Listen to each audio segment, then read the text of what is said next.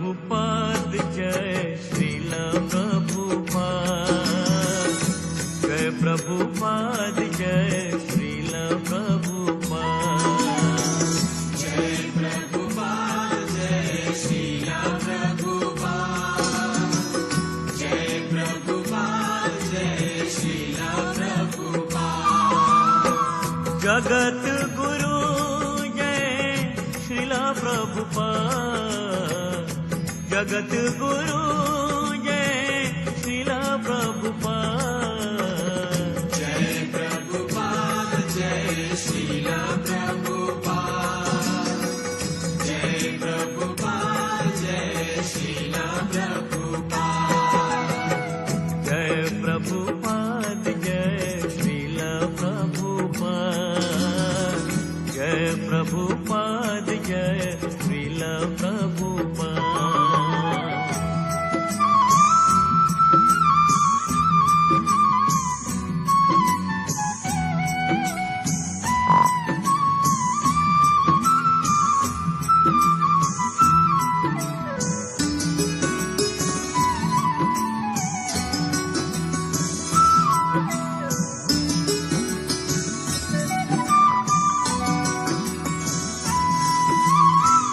ज्ञान की गंगा को बहाया तुमने, कृष्णा की भक्ति को जगाया तुमने,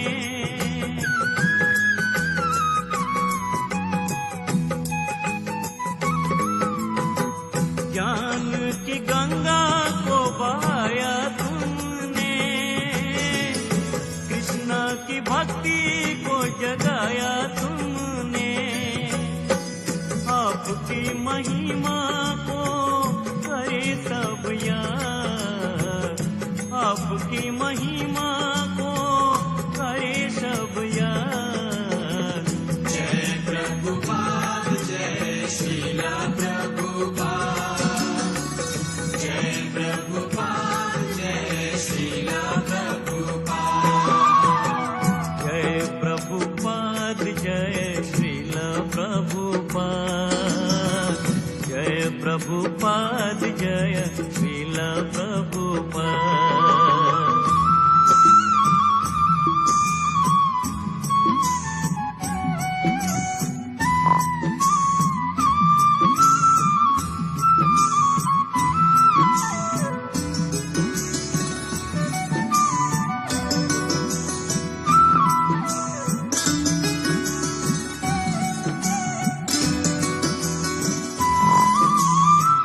वचन गुरु के निभाने के लिए उठा लिया बीड़ा तुमने जाने के लिए,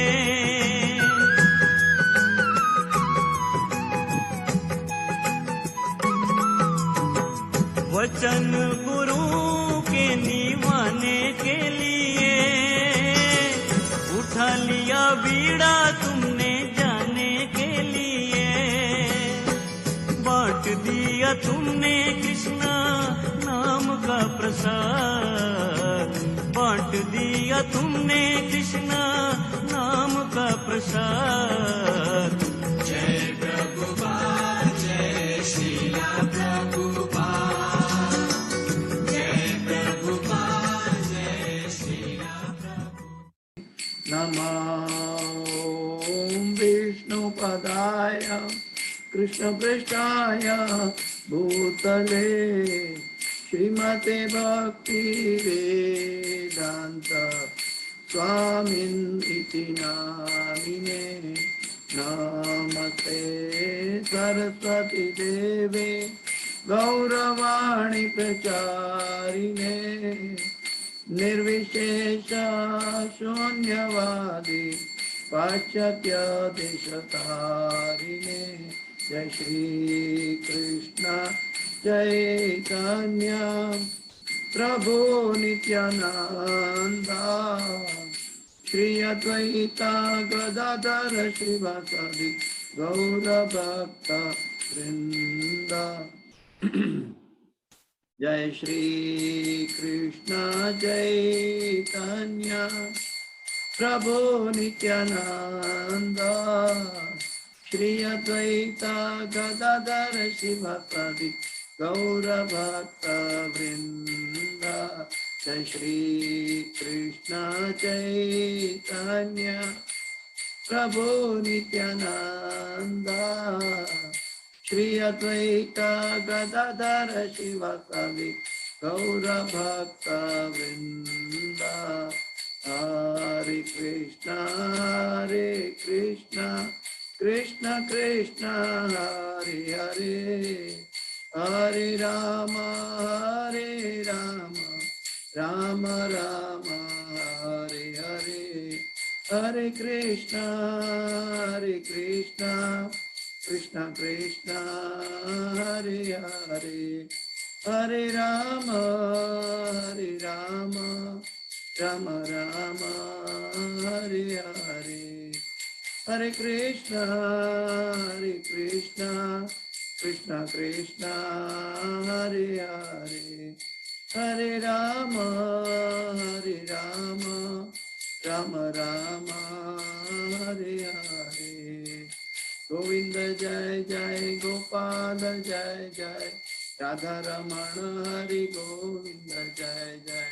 गोविंद जय जय गोपाल जय जय, गोविंद जय जय गोपाल जय जय। राधा रमण हरि गोविंद जय जय, राधा रमण हरि गोविंद जय जय। हरे कृष्णा कृष्ण कृष्ण हरे हरे, हरे राम राम राम हरे हरे। हरिनाम संकीर्तन यज्ञ की जय, अनंत कोटि वैष्णव वृंद की जय, शिल प्रभुपाद की जय, गुरुदेव महाराज की जय। हरे कृष्ण महामंत्र की जय, हरिनाम संकीर्तन की जय।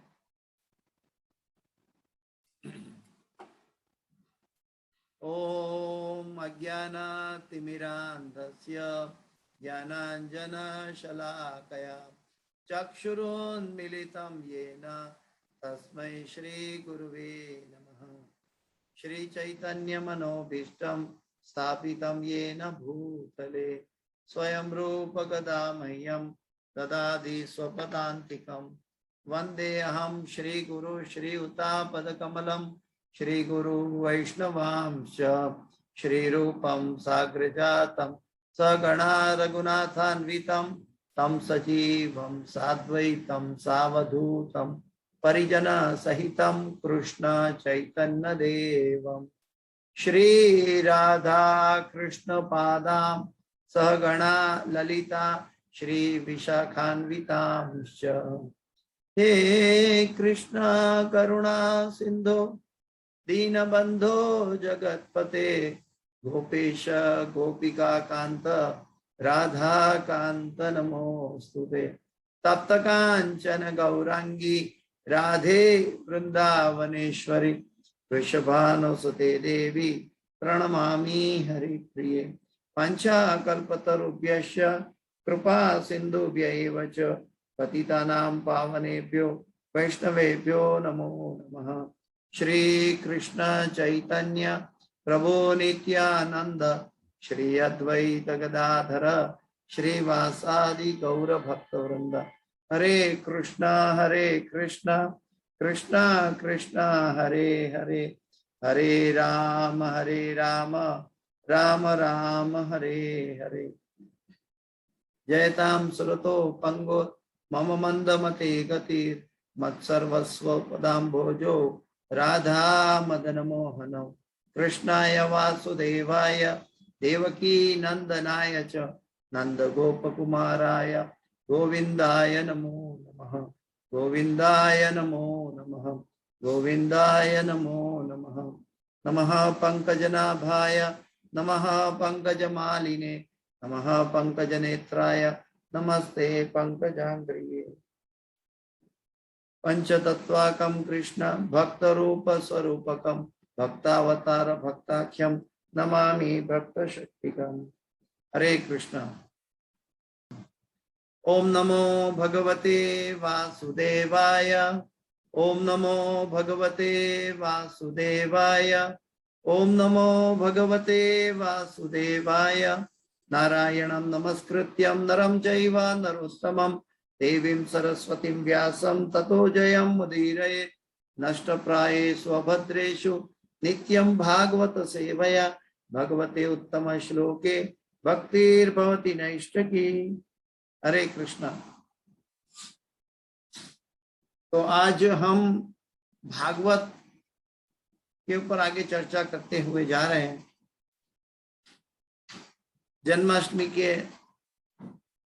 शुभ पर्व पर हम सब भगवान को, गुरु और भगवान के चरणों में प्रार्थना करें कि हमें उनके जन्म और कर्म के दिव्य गुणों को समझने की बुद्धि दे। जन्म और कर्म उनका हम समझ सके, उनकी लीलाओं में प्रवेश कर सके, ऐसा हमें हमारे पर अनुकंपा करे। जैसे कि हम जानते हैं भगवत गीता में भगवान के आविर्भाव के लिए भगवान ने अलग अलग बात बताई है। एक श्लोक में भगवान कहते हैं कि मैं अजन्मा हूं, और दूसरे श्लोक में भगवान कहते हैं कि हे अर्जुन, तेरे और मेरे कई जन्म हो चुके हैं, मुझे सब पता है, तुझे पता नहीं। तो ये दोनों को कैसे हम समझे, बिल्कुल एक दूसरे से विपरीत है। एक तरफ भगवान कह रहे हैं कि जन्म कर्म च मे दिव्यम एवं यो वेत्ति तत्वतः त्यक्त्वा देहम पुनर्जन्म नैति मामेति सो अर्जुन। भगवान कहते हैं हे अर्जुन, मेरे जन्म और कर्म दिव्य हैं, और उसको जो तत्व से जानता है वो इस जगत में फिर से जन्म नहीं लेता। तो वो तत्व से जानने के लिए हमें गुरु के चरणों में जाने की आवश्यकता है। प्रभुपाद जी बताते हैं कि भगवान को जानना ये मुक्तात्माओं का विषय है। किसका है? मुक्तात्मा, जो मुमुक्षु है, ऐसे जीवों का विषय है। ये ऐसे लोगों का विषय कम समझ में आएगा जो संसार में रहकर मिश्र भक्ति करना चाहते हैं। मिश्र भक्ति में क्या करते हैं कि हम सांसारिक बातों को भी प्राधान्य देते हैं और भगवान की महत्ता को भी जानता है। लेकिन भगवान की भक्ति में प्रभुपाद जी एक मापदंड बनाए हैं, बताते हैं निर्बंधे कृष्ण संबंधे युक्त वैराग्य उच्यते। निर्बंधे कृष्ण संबंधे युक्त वैराग्य उच्यते। सांसारिक लोगों को संसार में रह के, युक्त वैराग्य में रहकर भी भगवान की भक्ति में एकाग्र होना चाहिए, और साथ साथ जितना वैराग्य सांसारिक चीजों से हो सके करते जाए और आध्यात्मिक शक्ति के आश्रय में चलते जाए। तो श्रीमद् भागवत के पहला स्कंद के 3 अध्याय का 28वां श्लोक, उसमें भी वेद व्यास जी ने, पीछे 10 अवतार की चर्चा हो रही है, उसमें वेद व्यास जी कहते हैं कि पहले तो जो अवतारों की बात बताई है वो तो कोई स्वांश विभिन्नांश है और तदेकात्मा अवतार है, अलग अलग अवतार की बात बताई, आवेश अवतार की बात है। लेकिन जब भगवान कृष्ण की बात आई तो वेद व्यास जी कहते हैं कि वो स्वयं भगवान श्री कृष्ण है। एते चांस कलापम सह कृष्णस्तु भगवान स्वयं इंद्रारि व्याकुलम लोके मृडयंती युगे युगे। श्रीमद् भागवत के पहले स्कंद के 3 अध्याय के 28वें श्लोक में ये वेद व्यास जी कह रहे हैं कि उपयुक्त सारे अवतार या तो भगवान के पूर्ण अंश या पूर्णांश के अंश कलाएं हैं, लेकिन श्री कृष्ण तो आदि पूर्ण पुरुषोत्तम भगवान है। वे सब विभिन्न लोकों में नास्तिकों द्वारा उपद्रव किए जाने पर प्रकट होते हैं। भगवान आस्तिकों की रक्षा के लिए अवतरित होते हैं। गीता में भगवान स्वयं कहते हैं यदा यदा हि धर्मस्य ग्लानिर्भवति भारत अभ्युत्थानम धर्मस्य तदात्मानं सृजाम्यहम् परित्राणाय साधूनां विनाशाय च दुष्कृतां धर्म संस्थापनार्थाय संभवामि युगे युगे। तो ये एक भगवान ने एक बाह्य कारण बताया जो इस भौतिक जगत के संसार में भगवान क्यों अवतरित होते हैं। भगवान को अवतरित होने की क्या आवश्यकता है? क्या भगवान परित्राणाय साधुना विनाशाय च दुष्कृताम, उसके लिए भगवान को आना पड़ेगा। भगवान को इसके लिए आने की जरूरत नहीं है, क्योंकि भगवान चाहे तो एक क्षण में धरती कम करके सभी कुछ नष्ट कर सकते हैं, सभी दुष्टों को एक जगह इकट्ठा बुला के नष्ट कर सकते हैं। और भक्तों को बचाना है तो वो विराज धारण भी करके भक्तों को बचा लेते हैं। तो भगवान का आविर्भाव का मूल तत्व क्या है? यदा यदा ही धर्मस्य ग्लानिर्भवति भारत धर्म संस्थापनार्थाय संभवामि युगे, मैं धर्म की स्थापना के लिए हर युग में प्रकट होता हूं। तो धर्म वो है कि जो भगवान द्वारा स्थापित किया जाता है। हम सब ऐसे समझते हैं कि हिंदू धर्म है, मुस्लिम धर्म है, क्रिश्चियन धर्म है, सिख धर्म है, जैन धर्म है। हम अलग अलग धर्मों की अलग अलग इज्म की बात करते हैं, लेकिन धर्म तो एक ही है, और वो भगवान को अनकंडीशनल सरेंडर करना, अनकंडीशनल उनकी बातों को मानना। धर्म का मतलब ये है कि धर्मस्य तत्वम निहितम गुहाय महाजनो येन गतस्स पंथा। धर्म का तत्व बहुत गहरा है और उसके लिए हमें बाहर महाजनों के शरणों में जाना चाहिए। तो ये धर्म क्या है? तो धर्म में क्या है कि जो भगवान को अनुकूल परिस्थिति हो, जो भगवान को अनुकूल परिस्थिति हो, उसका हमें बिना कोई क्वेश्चन, बिना कोई सोच, हमें उसको स्वीकार करना है। अभी ये सब्जेक्ट में जाएंगे तो हम कहीं और दिशा में जा सकते हैं। आज का सब्जेक्ट है जन्माष्टमी के उपपर्व पर हम सब कुछ बात कर रहे हैं। तो भगवान के आविर्भाव के पीछे इस श्लोक के बाद और एक श्लोक बताया जो गहरा है, जो हम पहले चर्चा किया अभी। जन्म कर्म च मे दिव्य यदा यदा ही धर्मस्य ग्लानिर्भवति भारत अभ्युत्थानम धर्मस्य तदात्मानं सृजाम्यहम् और परित्राणाय साधूनाम। ये सब तो एक्सटर्नल है। तो इंटरनल क्या है कि जन्म कर्म च मे दिव्यम, हे अर्जुन मेरे जन्म और कर्म दिव्य है। और जो उसको तत्व से जानता है, तो वो तत्व कहां से मिलेगा? तो उसके लिए गीता में एक श्लोक बताया कि चौथे अध्याय का 34वां श्लोक में बताया, तद्विद्धि प्रणिपातेन परिप्रश्नेन सेवया उपदेक्षन्ति तज्ज्ञानम ज्ञानिनाः तत्वदर्शिनः। तत्वदर्शिनः, उस तत्व के लिए हमें कहाँ जाना होगा? गुरु के पास जाना होगा। कौन सा गुरु? एवं परंपरा प्राप्त, जो परंपरा से, धर्म तो साक्षात भगवत प्रणीतम, धर्म वो सच्चा है जो भगवान कृष्ण की प्रणालिका से चला आया है। तो ऐसे धर्म की परंपरा में, ऐसे गुरु शिष्य की परंपरा में हमें गुरु की सेवा करके, गुरु से प्रश्न पूछकर हम तत्व में प्रवेश कर सकते हैं। तो तत्व गुह्य है। तो गुह्य तत्व के लिए भगवान के आविर्भाव की पूर्व भूमिका और पार्श्व भूमिका दोनों जरूरी है समझना। पूर्व भूमिका में क्या है कि द्वापर के अंत में जब दुष्टों का भार बढ़ रहा था, तब भूमि देवी गाय का रूप धारण करके, बैल का रूप धारण करके वो ब्रह्मा जी के पास गई, पृथ्वी माता, और ब्रह्मा जी से प्रार्थना की कि मेरे ऊपर काफी दुष्टों का बर्डन है और उसका भार मुझसे सहा नहीं जा रहा है, मैं क्या करूं? मेरे ऊपर बहुत अत्याचार हो रहे हैं। आज भी हम देखते हैं गायों पर कितना अत्याचार हो रहा है। तो ऐसे भूमि देवी भी गाय के स्वरूप में ब्रह्मा जी के पास पहुंची है, और ब्रह्मा जी ने भी ये सब देखा। तो वो भगवान शिव और गाय के स्वरूप में पृथ्वी देवी को लेकर भगवान विष्णु के पास श्वेत द्वीप में पहुंचे।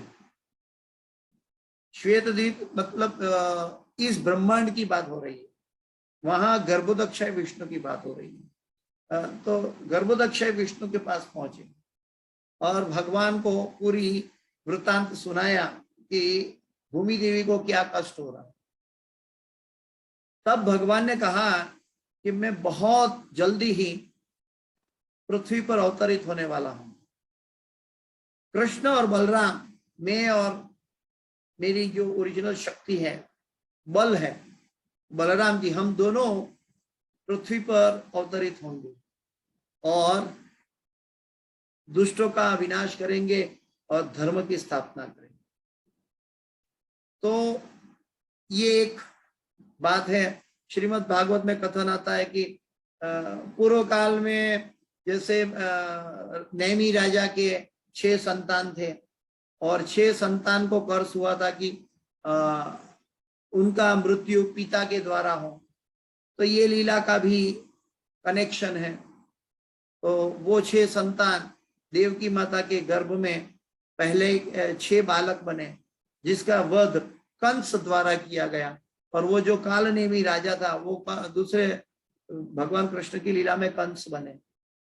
तो भगवान हर एक चीज का, भगवान के पास हर एक चीज का, हर एक वस्तु के लिए भगवान व्यवस्था करते हैं। जैसे कि हम दामोदर लीला में जानते हैं कि दामोदर लीला में भी वो 2 वृक्ष के लिए है, जो देवर्षि, जो नल कुबेर के पुत्र के जो श्राप मिला था नारद मुनि से, तो वो श्राप के अंतर्गत उनको जो वृक्ष बनना पड़ा गोकुल में नंद महाराज के आंगन में, तो उनके लिए भी भगवान ने नारद मुनि के वचनों को स्थापित किया और नल कुबेर और मणिग्रीव का उद्धार किया। तो भगवान हर एक जगह में कहीं ना कहीं भक्त कारण बीच में होते हैं। भक्त के लिए और जीवों के कल्याण के लिए भगवान अवतरित होते हैं।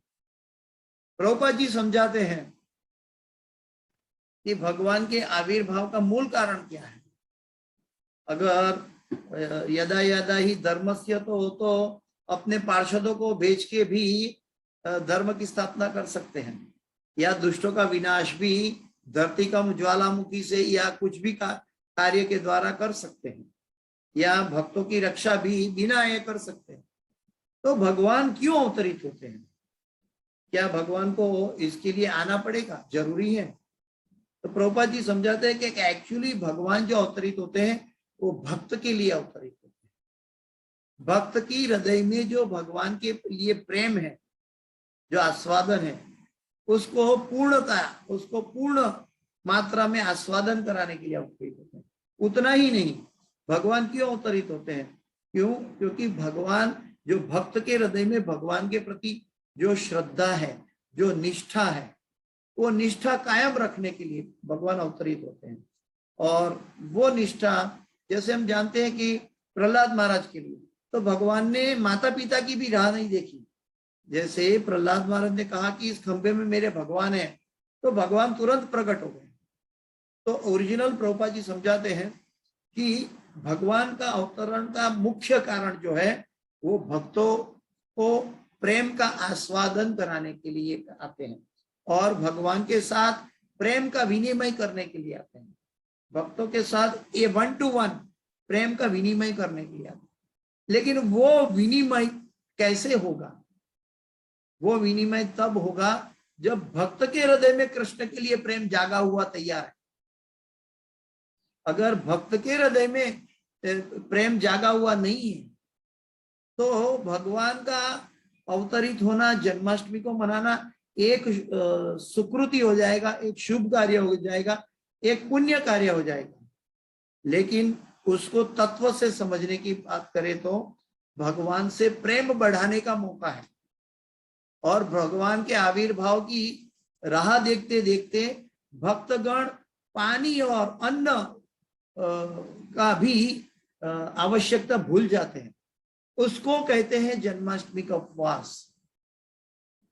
जो भगवान के आविर्भाव की राह देखते देखते पानी या अन्न या जल भी भूल जाते हैं कुदरती तरीके से, उनको कहते हैं उपवास। उपवास का मतलब है कि वो भगवान की राह देखने में, भगवान के विरह में कितने तल्लीनता से भगवान का आविर्भाव को राह देख के खड़े हैं कि भगवान कब आए।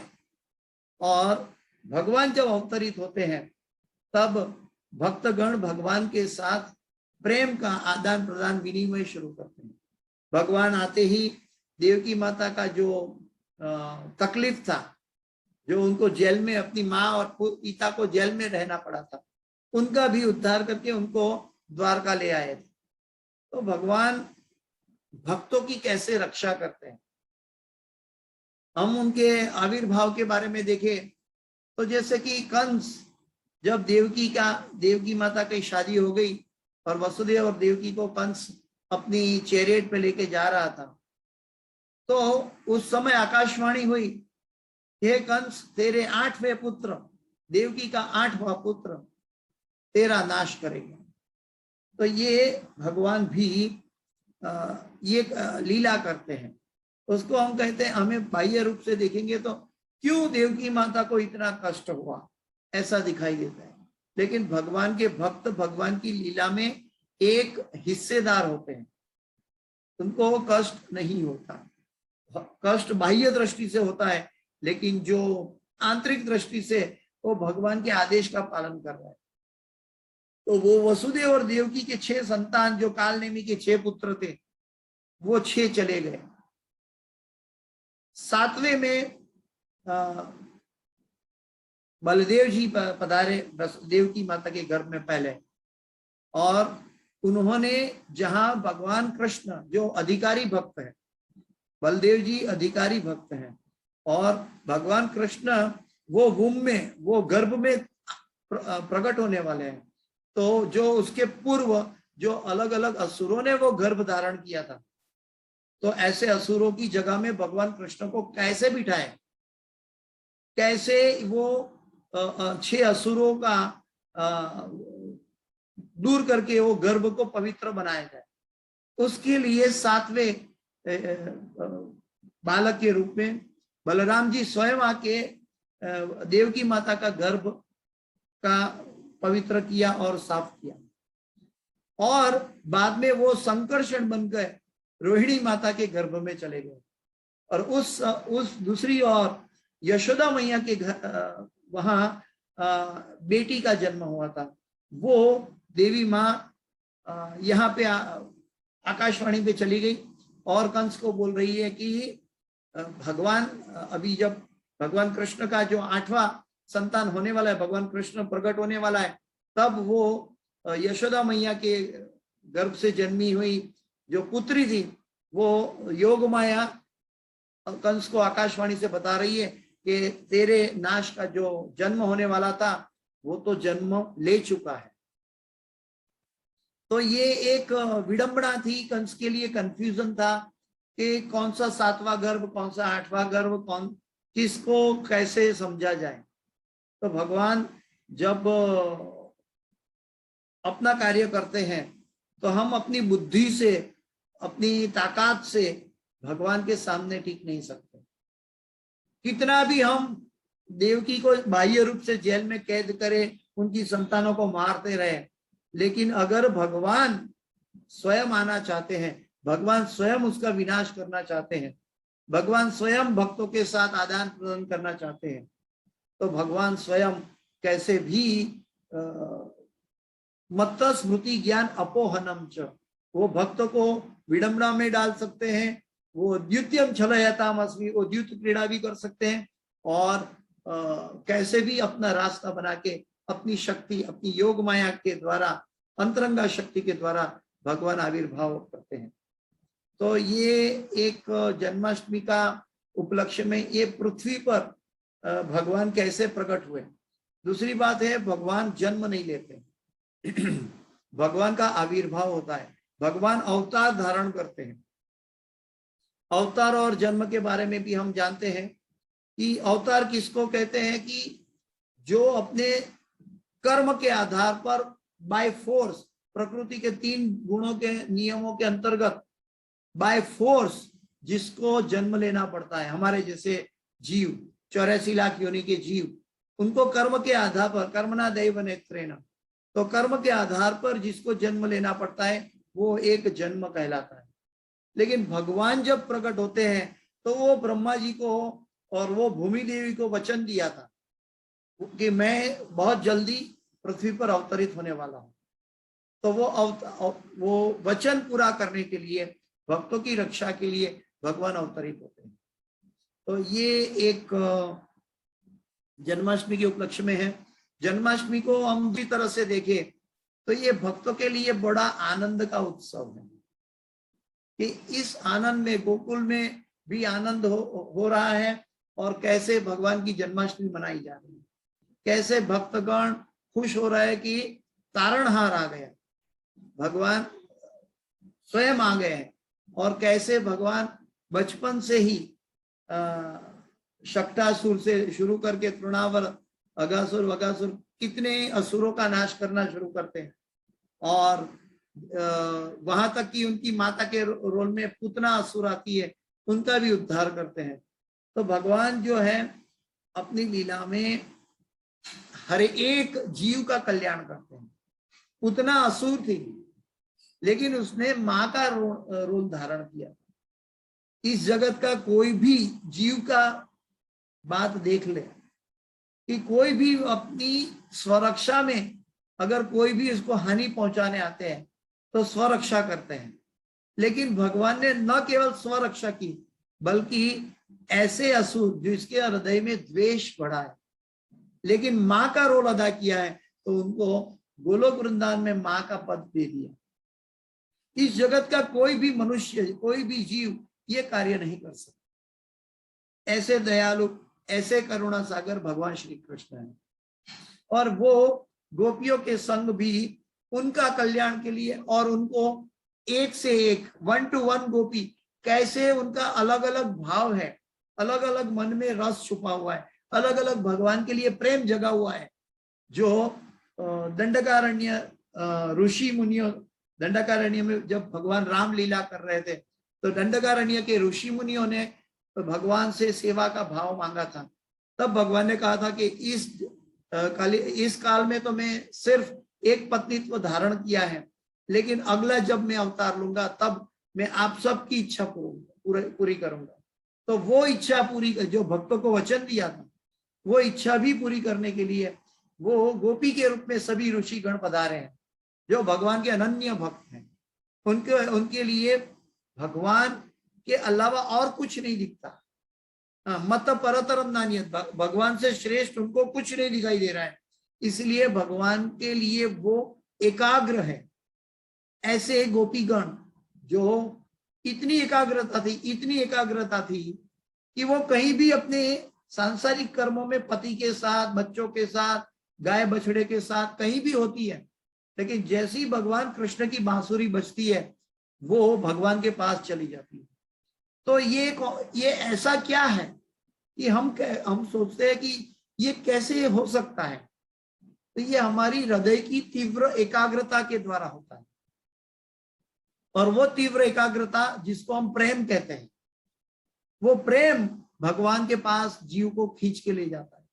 जिसके हृदय में प्रेम जगा है उसके लिए भक्ति एक क्या बोलते हैं कि अपने आप उसके हृदय में प्रविष्ट हो जाती है, अपने आप वो भगवान की सेवा में उत्कृष्ट होता है, जिसको कहते हैं हम लौल्यम। तो वो लौल्यम कहाँ से पैदा होता है, वो प्रेम कहाँ से पैदा होता है? जो एकाग्र प्रेम, हर एक जीव के हृदय में एकाग्र प्रेम, वहां भगवान का एक से एक जीव से एक 1 to 1 नाता है। तो हर एक जीव में अलग अलग तरह का प्रेम है, अलग अलग तरह की आकांक्षा है जो भगवान की सेवा करने की। तो उसको कैसे पूरा किया जाए? तो हम देखते हैं कि इवन भगवान ने रास लीला में भी अपना अलग अलग स्वरूप धारण किया था, और हर एक गोपी के साथ हर एक तरह का रेसिप्रोकेशन किया। जहां पे गोपी ने हाथ नीचे किया तो भगवान ने नीचे से क्लैप किया, कहीं किसी गोपी ने हाथ ऊपर किया तो ऊपर से हाथ क्लैप किया। जैसे जैसे ये बाह्य दर्शन है रासलीला का, मतलब जैसे जैसे गोपी का भाव था, जिस भाव में गोपी भगवान से प्रेम कर रही थी, ये गोपी स्त्री स्वरूपा हम मानते हैं, दिखता है, लेकिन वो भगवान के अनन्य भक्त गण थे। और इसके बीच में जो विनिमय हो रहा था वो एक भगवान और भक्त के बीच में तीव्र प्रेम का विनिमय हो रहा था।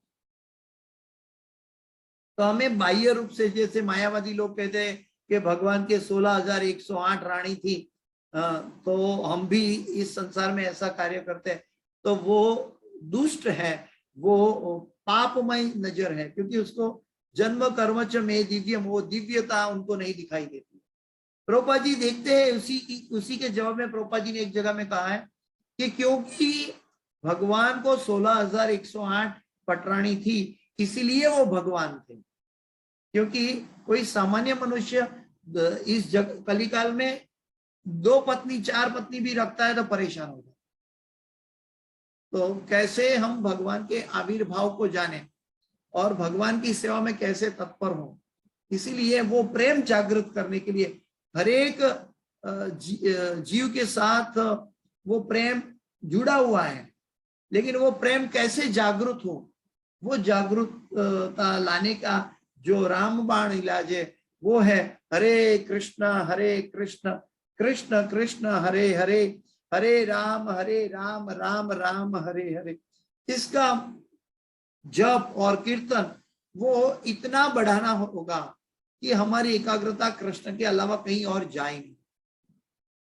भगवान के जो गोपीगण हैं वो भगवान को कंप्लेन करते हैं कि हमसे सांसारिक काम नहीं हो रहा है, हमसे ये सांसारिक जो हमारा कार्य करना है, पति की सेवा करना या बच्चों की सेवा करना या गाय का वलोना करना, ये नहीं हो रहा है। हे कृष्ण, हम तुम्हारे प्रेम में इतना एकाग्र है, तो हम कब इस जगत के अंदर युक्त वैराग्य में ऐसे एकाग्र होंगे? जब ऐसे एकाग्रता आएगी तब हमारे लिए वो जन्माष्टमी होगी। जन्माष्टमी का अर्थ है हमारे हृदय में, वो शुद्ध हृदय में, वो प्रेम रूपी हृदय में भगवान को प्रेम से बुलाकर उनको आसन देना और उनके साथ जीव और भगवान के बीच में वार्तालाप, प्रेम का वार्तालाप। आनंदम बुद्धिवर्धनम प्रतिपदम पूर्णामृता स्वादनम चेतो दर्पण मार्जनम भव महादावाग्नि निर्वापनम। चैतन्य महाप्रभु ने शिक्षाष्टक में कहा कि हमारे हृदय का मैल कैसे साफ करेंगे? महामंत्र के जरिए। और वो कहाँ तक ले जाएगा कि आनंदम बुद्धिवर्धनम प्रतिपदम, वो हर क्षण में आनंद देने वाला है। लेकिन हम जप करते हैं तो हर क्षण में, हर जप में हमारा आनंद पैदा नहीं हो रहा है। क्यों? क्योंकि हम जो बोलते हैं वो सुनते नहीं, इसलिए एकाग्रता का कनेक्शन आता नहीं। जैसे कि लाइट का कनेक्शन प्लस माइनस, उसका कनेक्शन नहीं होता तो लाइट बल्ब कितना भी महंगा लेके आओ, वो इलेक्ट्रिसिटी का जब तक कनेक्शन नहीं है वो चलता नहीं है। ठीक वैसे ही जब जीव का कनेक्शन एकाग्रता से भगवान के साथ जुड़ जाता है तो प्रेम उत्पन्न होता है। तो महामंत्र के जरिए हम वो प्रेम सुषुप्त, अपना सुषुप्त प्रेम हम जगा सकते हैं। और जितना प्रेम जगाएंगे उतना संसार से वैराग्य प्राप्त होगा। जितना संसार से वैराग्य प्राप्त होगा उतनी एकाग्रता बढ़ेगी। वैराग्य का मतलब ये नहीं है कि हम जंगल में चले जाएं। वैराग्य का मतलब ये है कि हम संसार में रहते हुए भी कैसे हमारी भक्ति को, कृष्ण के नाम के जप को, कृष्ण की लीला को, भक्तों का संग को प्राधान्य दे। तो ये अपनी अपनी अलग, हर एक व्यक्ति की अलग अलग अवस्था है। शारीरिक क्षमता के अनुसार, मानसिक क्षमता के अनुसार हम भगवान की निजी सेवा में जुड़ सकते हैं। लेकिन ध्येय एक हो कि भगवान की भक्ति। हमारी भक्ति में क्या तकलीफ होती है कि हम जैसे भक्ति में आते हैं तो दूसरा लोग क्या कर रहे हैं उसके ऊपर हमारी बाह्य दृष्टि चली जाती है, उसके ऊपर हमारा चिंतन चला जाता है और हमारा जो ओरिजिनल ध्येय है हम भूल जाते हैं। हम इस्कॉन में आए हैं तो किसके लिए आए हैं? गुरु के आदेशों के जरिए हम भगवान को प्रेम करने आए हैं, तो ये ना भूले। तो जब हम ऐसा प्रेम इस्कॉन में हर रोज होता है, भक्तगण ब्रह्म मुहूर्त में उठ के वो प्रेम करते हैं और भगवान का आविर्भाव हर रोज श्रृंगार आरती में होता है। अद्वैतम अच्युतम अनादि अनंत रूपम आद्यम पुराण पुरुषम नव यौवनम च। हम हर रोज मंदिर में जाके दर्शन करना चाहते हैं। क्यों करते हैं? क्या हम दर्शन करके एक फोटो व्हाट्सएप में लेके पोस्ट करना चाहते हैं इसलिए दर्शन करते हैं? क्या हम कैमरा से मैं पहला पहुंचा हूं, मैंने फोटो डिस्प्ले किया इसलिए हम भगवान के मंदिर का दर्शन करते हैं? दर्शन तो वो है, वो आत्मा और परमात्मा का मिलन है। दर्शन तो वो है जो जहां भगवान के अलग अलग अवतार, अलग अलग रूप में भगवान अवतरित हुए हैं। आज गोपाष्टमी है तो भगवान साक्ष्य रस में प्रकट हुए हैं। आप राधाष्टमी है तो आज भगवान राधा रानी के लिए प्रकट हुए हैं। आज एकादशी है तो भगवान भक्तों के लिए प्रकट हुए हैं। कैसे उनको एकादशी का उपवास करा के उसके हृदय में उसकी भक्ति का पोषण करें। तो हर एक तिथि के अनुसार हर रोज जो भक्तगण श्रृंगार करते हैं उसके हृदय में पहले जन्म ले लेते हैं, प्रकट हो जाते हैं और फिर बाह्य रूप सभी भक्तों के लिए धारण करते हैं। तो श्रृंगार आरती जो है वो भी भगवान का, प्रभुपाद जी कहते हैं कि वो भी इस्कॉन में हम हर रोज जन्माष्टमी मनाते हैं, लेकिन इस चीज को देखने के लिए हमें प्रेमांजन चुरित भक्ति विलोचन संत सदैव हृदयेषु विलोकयन्ति। संत सदैव हृदयेषु विलोकयन्ति यम श्याम सुंदरम अचिंत्य गुण स्वरूपम। वो अचिंत्य गुण है श्याम सुंदर के, गोविंदम आदि पुरुषम तमहम भजामि। तो ऐसे भगवान के आविर्भाव हर रोज हमारे हृदय में हो, हर रोज हम भगवान की सेवा में मग्न हो। और इसका मापदंड ये है कि हमारी चैंटिंग में हम सब गुरु की सेवा में, गुरु के चरणों में प्रार्थना करें कि हम महामंत्र के नाम करते करते हमारे अंदर वो तन्मयता आ जाए, वो लौल्यम आ जाए कि हम भगवान को प्रेम करने लगे। हम उसको क्रिया कर्म या कर्म कांड या साधना भक्ति की से आगे बढ़कर रागानुगा भक्ति में प्रवेश करें। हरे कृष्ण। तो ये जन्माष्टमी के उपलक्ष्य की बात थोड़ी बताई, हम लोग चर्चा किया। और अभी प्रभुपाद जी जो भगवान के भक्त का आविर्भाव, भगवान के भक्त का भी आविर्भाव कैसे दिव्य होता है। 1896 में इस पृथ्वी पर, 1896 में 1896 में प्रभुपाद जी का आविर्भाव हुआ। हम आविर्भाव इसीलिए कहते हैं क्योंकि प्रभुपाद जी भी भगवान की शक्ति लेकर प्रकट हुए। वो भी भगवान का, एक भक्तों ने कहा शक्तियावेश अवतार थे, लेकिन कुछ अंतरंग भक्त कहते हैं वो भी राधा रानी का एक्सपांशन बनकर आए। क्यों? क्योंकि वो जीवों के हृदय में कृष्ण प्रेम जागृत कर रहे हैं। 5000 साल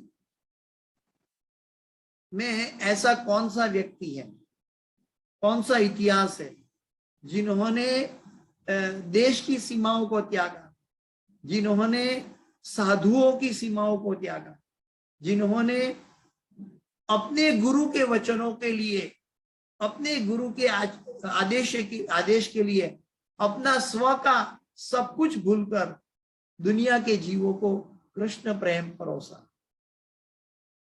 ऐसा व्यक्ति इतिहास में ना कोई था, ना कोई है और ना कोई मिलेगा। ऐसे भक्ति वेदांत स्वामी श्रील प्रभुपाद जी, उनके बाल्यकाल में भी, प्रभुपाद जी के बाल्यकाल में भी उनको टाइफाइड हो गया था।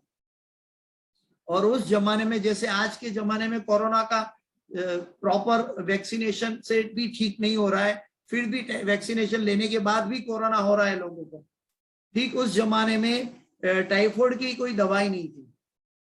और टाइफाइड को भी कैसे नाथा जाए, कैसे कंट्रोल किया जाए, उसका इलाज डॉक्टरों के पास नहीं था। अंग्रेज डॉक्टर थे, फिर भी उनके पास ये इलाज नहीं थे। और बचपन में प्रभुपाद जी को टाइफाइड हो गया था और उन्होंने कहा कि इसकी इम्यून सिस्टम बढ़ाने के लिए उसको चिकन सूप पिलाया जाए, अंग्रेज डॉक्टर ने कहा। तो उनके पिता ये बात के लिए तैयार नहीं था कि अपनी संतान को मैं पापमय चीज कैसे दूं। उन्होंने अपने संतान को, जो जिनको प्रभुपाद जी को टाइफाइड हुआ था, जाके राधा माधव के सामने रख दिया, ये प्रभु ये तेरी संतान है, तुझे बचाना है इनको, और मेरे हाथ में अभी कुछ नहीं रहा, न मैं कुछ पाप करना चाहता हूं, लेकिन ऐसी विडंबना है, ये क्या हो रहा है। और उनकी माता ने डॉक्टरों के बताने पर कई और लोगों ने मिलकर उनको जबरदस्ती चिकन सूप पिलाना चाहा, तो उन्होंने उल्टी कर दी, उन्होंने ग्रहण नहीं किया, उल्टी कर दी। और क्योंकि उनके पिता जो शुद्ध गौर मोहन डे, वो बहुत शुद्ध भक्त थे, जो कापड़ के बिजनेस करते थे, उनको उनके लिए कापड़ के बिजनेस में भी चूहा उनको तकलीफ देने वाला था, लेकिन फिर भी वो चूहा को मारते नहीं थे।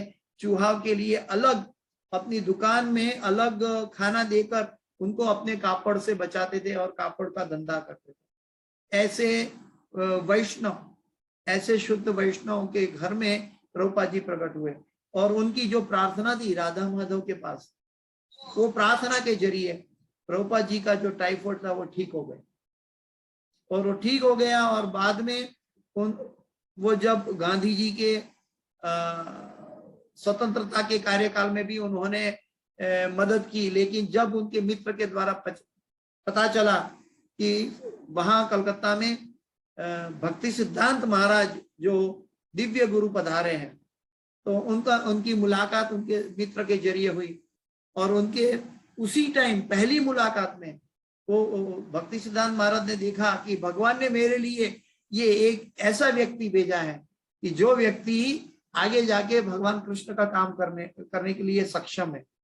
तो भगवान ने अपना पार्षद भेजा है, भगवान ने अपना एक अंश अवतार के रूप में मेरे सामने भेजा है, शक्त्यावेश अवतार के रूप में भेजा है। और उनको सीधा भक्ति सिद्धांत महाराज भी पहचान गए, खाली पहली बार मुलाकात थी। और पहला बार, तुम पढ़े लिखे हो, तुम अंग्रेजी जानते हो, जाओ पश्चिम के जगत में और कृष्ण प्रचार करो। तो ऐसे उनका आदेश और ऐसे उनका जो उपदेश था वो प्रभुपाद जी के हृदय को टच कर गया, और प्रभुपाद जी ने उसकी आज्ञाओं का पालन करने के लिए 1930 से 1960 तक उन्होंने पुस्तक और प्रचार के लिए भारत भूमि में कार्य किया। लेकिन भारत भूमि में जो लोग थे वो प्रिजुडाइज माइंड में थे, पहले उसके ग्लास में कुछ भरा हुआ था। तो उनको शुद्ध भक्ति क्या है, मिश्र भक्ति का आस्वादन कर रहे थे, उसको पता नहीं था कि शुद्ध भक्ति क्या है। और पाश्चात्य जगत के लोगों का ग्लास खाली था, उनके अंदर भक्ति नाम की कोई चीज नहीं थी। तो वो उनके गुरु के आदेश पर जलदूत के द्वारा वो अमेरिका पहुंचे, और वहां जाके उन्होंने 1 साल में अंतरराष्ट्रीय कृष्ण भावनामृत संघ की स्थापना की। वो 1 साल कितना कड़ाक होगा, हम देख सकते हैं। इस जगत में हम 50-60 साल के होते तब मुश्किल से लोग एक घर या एक फ्लैट या 2 घर बना सकते हैं, अपने पुत्र के लिए, अपने लिए 1 या 2 घर बना सकते हैं। लेकिन प्रभुपाद जी 70 साल की उम्र में सिर्फ 12 साल बाद में जिंदा रहे, और वो 12 साल में 108 मंदिर बनाए विश्व भर में, खाली जेब लेकर गए थे। 40 रुपया उस समय, उसके डॉलर के सामने 40 रुपए की कोई वैल्यू नहीं थी। और उस समय प्रभुपाद जी ने सारे विश्व में 108 मंदिर बनाए। तो ये हम देख सकते हैं, ये हम समझ सकते हैं कि ऐसा कैसे हो सकता है। तो वो भगवान की शक्ति के द्वारा हो रहा है। जन्म कर्म च मे दिव्यम एवं यो वेत्ति तत्वतः। और वो तत्व, वो शक्ति कहां से मिलेगी इस जगत में, हम वो शक्ति को कहां ढूंढेंगे। उसका तो कोई 13 एम्पियर 15 एम्पियर का एनर्जी का आउटलेट नहीं है, इलेक्ट्रिसिटी बिजली की तरह, या हम अपना प्लग उसमें फिट कर दें। तो उसको कहां से ढूंढे। तो एवं परंपरा प्राप्तम, जहां जो परंपरा से चले आ रहा है, ऐसे प्राप्त गुरुओं में जो कृष्ण धर्म तो साक्षात भगवत प्रणीतम, ऐसे वो धर्म जो सनातन धर्म की बात है कि वो धर्म की जो भगवान कृष्ण सी प्रणालिका से चला आ रहा है, ऐसे धर्म में कोई जो अपने गुरु की सेवा करता है और वो पोस्टमैन डाकिया बनकर दूसरे जीवों का कल्याण के लिए गुरु की आज्ञा का पालन करता है, ऐसे शुद्ध गुरु हम सबका कितना अहोभाग्य है कितना बड़ा सौभाग्य है। अगर हम देख सके, अगर भगवान की करुणा को देख सके, तो हम जहां पे हैं, जिस स्तर पे है, उस स्तर से उठाने के लिए भगवान ने हमारे लिए प्रभुपाद जी और गुरु महाराज जैसे गुरुजन भेजे हैं। जैसे दंडकारण्य ऋषि जो है गोपी बन गई द्वापर युग में, भगवान की लीला में, सेवा में गोपियां बन गई, वैसे हम भी एक निष्कृष्ट जीव है, लेकिन हमारा कृष्ण प्रेम कैसे जागे इस ब्रह्मांड में। हमको, हमारे पास कोई बिजली का सॉकेट नहीं कि जहां हम अपना प्लग लगा दे और एनर्जी प्राप्त करें। तो ऐसे गुरुजन, भगवान की कृपा से गुरुजन मिले हैं। प्रभुपाद जी समझाते हैं कि कैसे गुरु होते हैं। भगवान की कृपा से गुरु मिलते हैं और गुरु की कृपा से भगवान मिलते हैं। और गुरु की कृपा तब है, गुरु के आदेशों में है। हम गुरु की कृपा कहाँ ढूंढते हैं? भाई गुरु महाराज मेरे सर पे हाथ रखा है तो मुझे आशीर्वाद मिला है, हम ऐसे ढूंढते हैं। लेकिन गुरु महाराज कहते हैं कि मेरी कृपा तो मेरे हर शिष्य के लिए, हर वेल विशर के लिए है, हर जीव के लिए है। कैसे है? सिर्फ मेरे आदेशों का पालन करें। जारे देखो तारे कहो कृष्ण उपदेश, प्रति घरे घरे जइयो मांगो भिक्षा करो कृष्ण शिक्षा। तो ये श्री चैतन्य महाप्रभु, भक्तिवेदांत स्वामी श्रील प्रभुपाद और हमारे गुरु महाराज हिज होलीनेस जय पताका स्वामी महाराज, ये सब डाकिया का बिजनेस कर रहे हैं। क्या डाकिया? कि जो भगवान के द्वारा, जो भगवान की योग शक्ति, भगवान के जो आविर्भाव और भगवान का जो तत्व है, उसको, उसके लिए हमारा सुषुप्त जीव को जागृत करना। और वो जागृत करके इसके अंदर, पहली तो बात है कुंभार पात्र बनाते हैं। हम कई बार ये चर्चा करते हैं कि बाहर से अंदर से परमात्मा के रूप में भगवान हमारा पात्र तैयार करते हैं, बाहर से गुरु के रूप में। लेकिन ये पात्र तैयार होते ही वो खाली घड़ा के अंदर क्या भरा जाता है? हम कहते हैं हरि नाम भरते हैं, लेकिन भरना है कृष्ण प्रेम। हरि नाम में कृष्ण प्रेम है। ये चैतन्य महाप्रभु के दूसरे शिक्षाष्टक में हम देख सकते हैं। नाम नामकारी बहुधा निज सर्व शक्ति, तत्रार्पिता नियमिता स्मरणे न काल, एतादृशी तव कृपा भगवन् ममापि, दुर्दैव में त्रिशमिहा जनिनानुराग। हमारी दशा है जनिनानुराग, दुर्दैव में त्रिशमिहा जनिनानुराग। लेकिन सर्वशक्ति इसके अंदर भरी है भगवान के नाम में, और वो नाम भी ऑथोराइज्ड वे से हम ले रहे हैं, गुरु के जरिए, योग्य दीक्षा के जरिए, हम यज्ञ के जरिए गुरु के पास, गुरु की आज्ञा ले रहे हैं, आदेशों का पालन करने के लिए। और इसमें हम अगर विचलित हो जाते हैं तो उससे बड़ा दुर्भाग्य हमारा क्या होगा। तो वो प्रभुपाद जी जो थे, उन्होंने अमेरिका में कई बार ऐसा हुआ कि उनको जो होस्ट था, वो होस्ट भी प्रभुपाद जी को मारना चाहता था। बाद में वहां से उनको प्रभुपाद जी को पता चला कि प्रभुपाद जी को मर्डर हो जाएगा, ये क्योंकि ये क्रिश्चियन जगत में हिंदू का प्रचार कर रहा है, जो संकुचित बुद्धि वाले, जिनको दिखाई नहीं, समझ नहीं रहे थे। तो प्रभुपाद जी रातों रात भिखारियों के बिल्डिंग में चले गए, और भिखारियों के बिल्डिंग में रहकर उन्होंने वहां भी सत्संग चालू रखा। वो वहां से रातों रात भाग गए थे।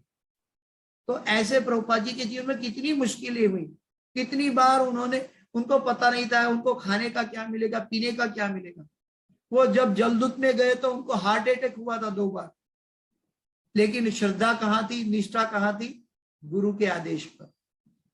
उन्होंने जलदूत में एक काव्य रचना की, और काव्य रचना में उन्होंने अपने आप को भगवान की प्रार्थना में कहा कि मैं तो एक पपेट हूं, तो जैसा नचाना चाहे नचा ले। तो गुरु के कार्यों में, गुरु के आदेशों में तत्व छुपा हुआ है। कौन सा तत्व? जन्म कर्म च मे दिव्यम एवं यो वेत्ति तत्वतः। वो तत्व छुपा है।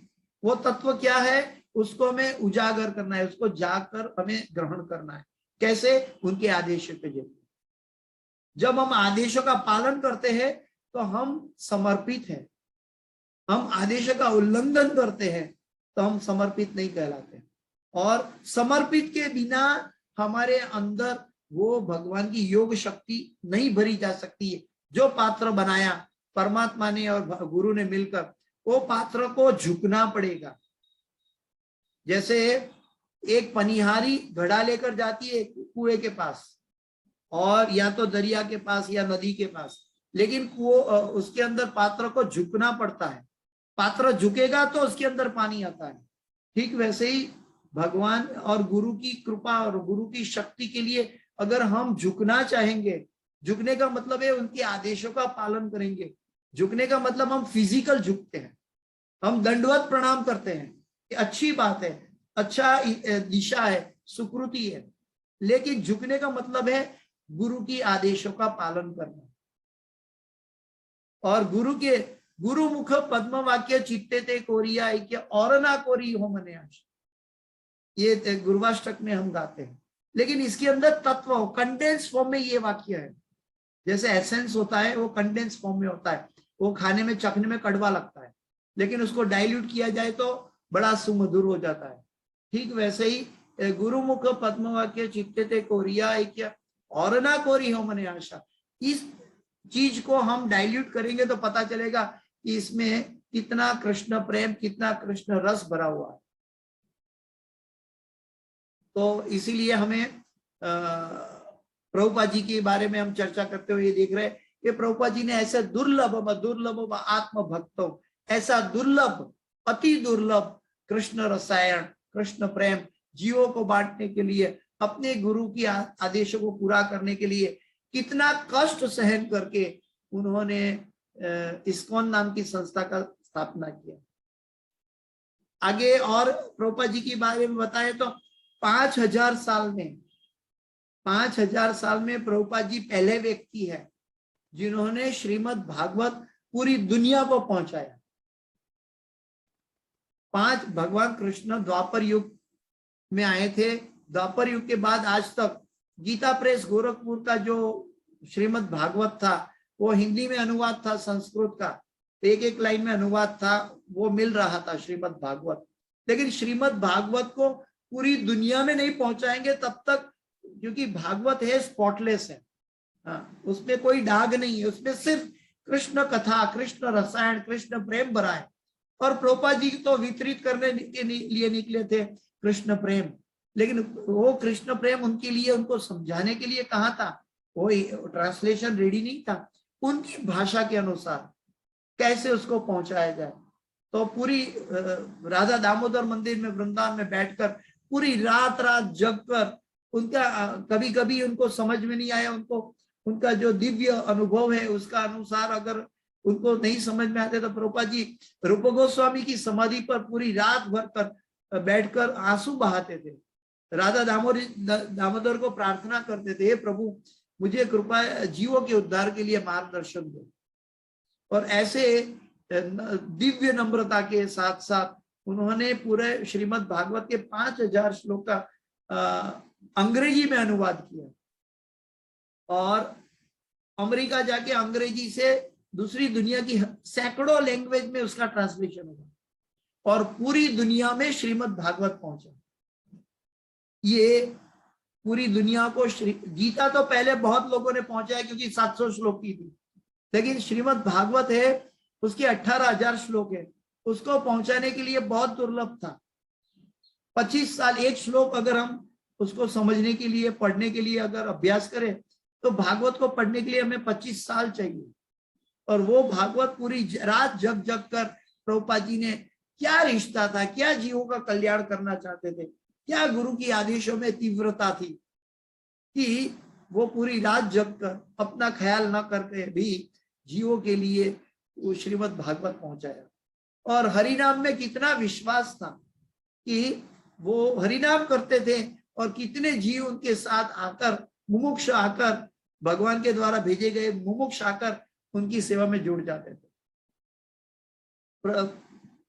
प्रभुपाद जी ने हिज होलीनेस जयपताका महाराज के लिए स्पेसिफिक ये कहा है कि भगवान ने आपको पार्षद बनाकर मेरे पास भेजा है, आप भगवान के पार्षद हो, और मेरे कार्य को बढ़ाने के लिए भगवान ने आपको मेरे पास भेजा है। तो प्रभुपाद जी गुरु महाराज को सम्मान दे रहे थे, लेकिन गुरु महाराज कह रहे थे कि मैं तो आपका एक शिष्य हूँ, मैं तो आपका एक तुच्छ शिष्य हूँ। लेकिन क्या विनिमय है, बाहर का रूप में देखे तो गुरु कौन है, शिष्य कौन है, और दिव्य दृष्टि से देखे तो प्रभुपाद जी कहते हैं कि भगवान ने अपना पार्षद भेजा है मेरी सेवा में मदद करने के लिए। तो भगवान का आविर्भाव और भगवान की, और ये चीज हमें, ये सब बोलने के टाइम हमें सेंटिमेंटल लगता है कि भगवान ने, गुरु प्रभुपाद जी ने ऐसा कहा, गुरु महाराज ने ऐसा कहा, लेकिन ये सेंटिमेंटल का रिजल्ट देखेंगे तब पता चलता है कि ये सेंटिमेंटल नहीं था, इसके अंदर तत्व छुपा हुआ।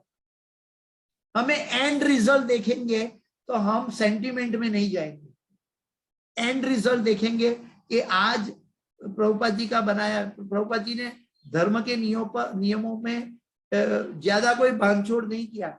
उन्होंने 4 जो धर्म के नियम है, सिद्धांत है, उसका पालन करवाया, चाहे वो मांसाहारी थे, चाहे वो ड्रग एडिक्ट थे, क्योंकि उनके पास दिव्य शक्ति थी। दिव्य शक्ति के बिना भौतिक शक्ति पर विजय प्राप्त नहीं होता, और वो दिव्य शक्ति के कारण प्रभुपाद जी ये सब कार्य कर रहे हैं। और ये प्रभुपाद जी का अनेक लीला है, अनेक कोट से अनेक संबंध है, जिसकी चर्चा हम कैसे कर सकते हैं आधा घंटा में। वो तो उनकी महिमा की बात करने के लिए अन्याय लगेगा। जैसे बलराम जी कहते हैं कृष्ण के बारे में कि भगवान के दिव्य कर्म और भगवान की दिव्य लीला इतनी है, वो पाताल लोक में चार सनत कुमार को कह रहे हैं कि श्रीमद् भागवत की कथा करते करते बलराम जी कह रहे हैं, संकर्षण जी कह रहे हैं 4 सनत कुमार को पाताल लोक में कि भगवान की महिमा इतनी है कि मैं अनादिकाल से कह रहा हूं और अनादिकाल तक कहते आया हूं, लेकिन आज तक मैंने 1% भी भगवान की लीला को छुआ तक नहीं। तो भगवान की लीला का क्या महत्व है कि अनादिकाल से कहता है और 1% नहीं छू पाए हैं बलराम जी। ठीक वैसे ही गुरु की जो महिमा है हमारे लिए, तो गुरु की महिमा हम आधा घंटे में करेंगे तो ये हम गुरु के प्रति एक अन्याय है। गुरु की महिमा तो हमें हर क्षण हमारे साथ अनुभव होना चाहिए। कितने लोग इस पृथ्वी पर भटक रहे हैं, कितने लोग अज्ञानता में घूम रहे हैं, और ऐसे अज्ञानी जीवों को पास हम प्रभुपाद जी के एक तुच्छ शिष्य बनकर उनकी करुणा पहुंचाने के लिए जा सकते हैं। जा रे देखो तारे को कृष्ण उपदेश। गुरु महाराज ने हमें दीक्षा देते समय एक वचन लिया है, will you help me in the Srila Prabhupada mission. वो प्रभुपाद जी के मिशन में क्या आप मुझे मदद कर सकते हो? तो वो मदद क्या है? वो मदद वो है कि हम दूसरों जीवों को भी कृष्ण प्रेम, कृष्ण भावना जगाने के लिए उनको मदद करने पहुंच जाए। और आज आनंद की बात है कि सभी आप जैसे भक्तगण और इस्कॉन के सभी एक भक्त ऐसे कार्यों में जुड़ा हुआ है पूरे विश्व भर में। ये गुरु की दिव्य शक्ति है। अगर हमें लगता है कि हम बुक डिस्ट्रीब्यूशन करते हैं, हम प्रचार करते हैं, हम नगर संकीर्तन करते हैं, हम संकीर्तन करते हैं, हम चांटिंग करते हैं, हम भक्तों का संग करते हैं, ये हम कुछ नहीं कर रहे हैं। ये प्रभुपाद जी की दिव्य शक्ति का एक अंश मात्र है। आइए, प्रभुपाद जी का 125वां आविर्भाव दिवस है, और इस आविर्भाव दिवस को हम बड़ी हृदय से, मन से, एकाग्रता से उनके आदेशों का पालन करके हम मनाए। हरे कृष्णा। किसी का कोई प्रश्न?